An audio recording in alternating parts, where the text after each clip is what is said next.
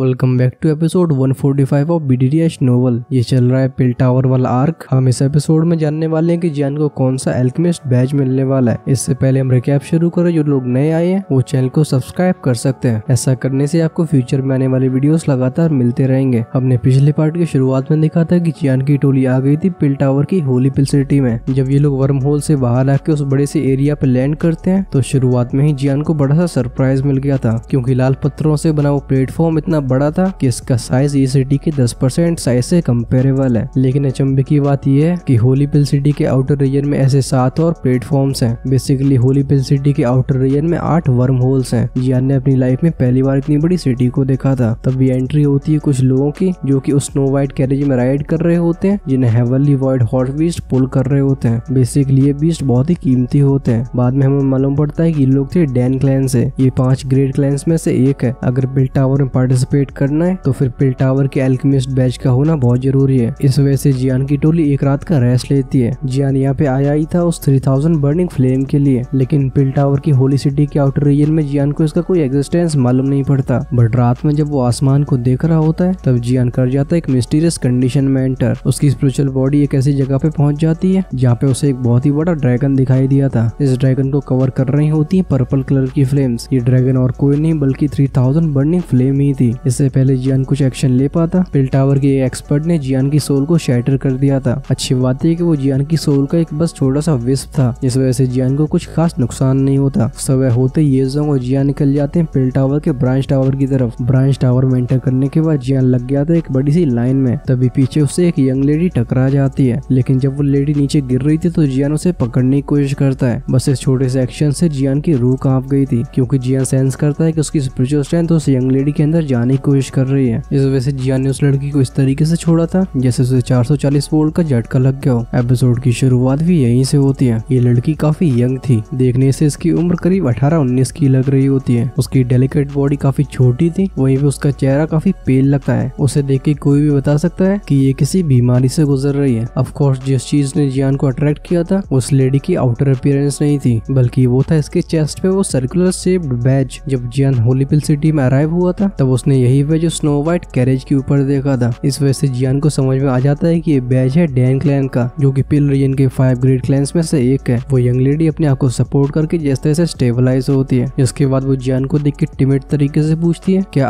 आप ठीक हो? यंग लेडी की आवाज को सुन के जियान का ध्यान उस डैन क्लैन के बैज से रिकवर हुआ था। उसकी सरप्राइज से भरी आंखें सामने की यंग लेडी को देखती है। पिछले हॉरिफिक सीन की वजह से जियान की धड़कनें बढ़ गई थी। तब जियान ने क्लियरली सेंस किया था कि इस यंग लेडी की बॉडी से एक extremely strange suction force create हो रहा है। उस सक्शन फोर्स के अंदर जियान को ऐसा लग रहा था जैसे उसकी रूह भी बाहर आ जाएगी। जियान अपने हाथों को रब करता है। बिना किसी के नोटिस करे उसने कुछ कदम पीछे ले लिए थे। भले ही सामने खड़ी यंग लेडी काफी यंग लग रही हो, लेकिन इसके अंदर डेफिनेटली कुछ स्ट्रेंज एबिलिटीज हैं। और तो और ये डैन क्लैन से बिलोंग करती है, जिसने काफी टाइम से लो प्रोफाइल रखी है। इन सभी फैक्ट्स की वजह से जियान काफी कॉशियस बिहेव करने लगा था। जियान को सिर हिलाती हुई देखी वो यंग लेडी भी रिलीफ फील करती है, लेकिन अब उसकी आंखें भी थोड़ी स्ट्रेंज तरीके से जियान को देखने लगी थी। वो इस बात से सरप्राइज थी कि जियान ने जब उसे टच कर लिया उसके बाद भी जियान खुद को स्टेबलाइज कर पा रहा है। वो यंग लेडी जियान के चेहरे को देख के उससे बोलती है आई एम सॉरी। इससे पहले जियान इस बात का रिप्लाई कर पाता वो पीछे मुड़ के चली गई थी। एक मोमेंट के बाद ये ह्यूमन फ्लो में पूरी तरीके से डिसअपियर हो जाती है। जाते उस लड़की को देख के जियान की आईब्रोज थोड़ी निट हो जाती है। इस यंग लेडी की हर एक एक्शन में एक स्ट्रेंजनेस छिपी हुई थी। जियान वेगली सेंस कर पा रहा था कि लड़की सिंपल नहीं है। खैर जब ये सब विचार उसके दिमाग में चल रहे होते हैं तभी पीछे से येजोंग की आवाज उसके कान में जाती है। येजोंग कहते हैं जियान फॉलो मी। जियान का ध्यान जाता है येजोंग की तरफ जो उसके साइड में आ चुके थे। जियान कहता है क्या हम एंटर कर सकते हैं? येजोंग नॉड करते हैं। येजोंग थोड़े से हेजिटेशन के बाद बोलते हैं मेरी कुछ कनेक्शन की वजह से आपको एक स्पेशल एग्जामिनेशन रूम मिल जाएगा, लेकिन अभी उस एग्जामिनेशन रूम में ऑलरेडी कुछ लोग हैं। मुझे लगता है कि हमें कल आना चाहिए। येजोंग की डिम एक्सप्रेशन को देख के जियान स्टार्टर्ड हो गया था। वो अपनी आईब्रोज को रेस करके पूछते हैं क्या ये बाकी के क्लाइंट से है? ये सुन के येजोंग भी स्टार्टर्ड हो गए थे। वो बिटर एक्सप्रेशन के साथ नॉड करते हैं। येजोंग साई करके बोलते हैं कोइंसिडेंटली बाई क्लैन और च्यू क्लैन के लोग भी यहाँ पे टेस्ट के लिए आए हैं। पास्ट में हमारे ई क्लैन ने इन दोनों ही क्लैंस को सप्रेस करके रखा था। अब क्योंकि पूरा का पूरा मामला ही उलट पुलट हो गया तो वो हमारे ई क्लैन के लिए मुसीबतें जरूर खड़ी करेंगे। अब जब भी हमारा ई क्लैन इनसे कभी मिलता है तो ये हमारी इंसल्ट करने का कोई मौका नहीं छोड़ते। खैर मैं तो अब ये सब इंड्योर करना सीख गया हूँ, लेकिन मैं नहीं चाहता कि आपसे कोई इस तरीके से बात करे। जियान स्माइल करता है। वो येजोंग के कंधे को थपथपा के बोलता है हम यहाँ पे ऑलरेडी आ चुके हैं, तो क्या हमें यहाँ से खाली हाथ वापस लौटना चाहिए? जियान की बात को सुनकर येजोंग हेजिटेट करने लगे थे, लेकिन एंड में जाके वो भी मान जाते हैं। वो नोट करके कहते हैं ठीक है, वो आपसे चाहे कुछ भी बोले, लेकिन आप ऐसे एक्ट करना कि आपको कुछ सुनाई नहीं दिया। ये कहने के बाद येजोंग पीछे मुड़ गए थे। वो एक स्पेशल रास्ते को पकड़ के जाने लगते हैं। ऑफ कोर्स जियान भी उन्हें फॉलो कर रहा था। सभी की सरप्राइज आंखों के सामने ये लोग उस स्पेशल पाथ पे एंटर कर गए थे। एक डिम एरिया से क्रॉस करने के बाद उनके सामने एक ब्राइट जगह आती है। जियान और येजोंग उस लाइट को फॉलो करते रहते हैं। फाइनली इनके सामने काफी बड़ा रूम अपीयर होता है। ये रूम बहुत स्पेशियस था और इसमें से कोई शोर शराबा बाहर नहीं आता।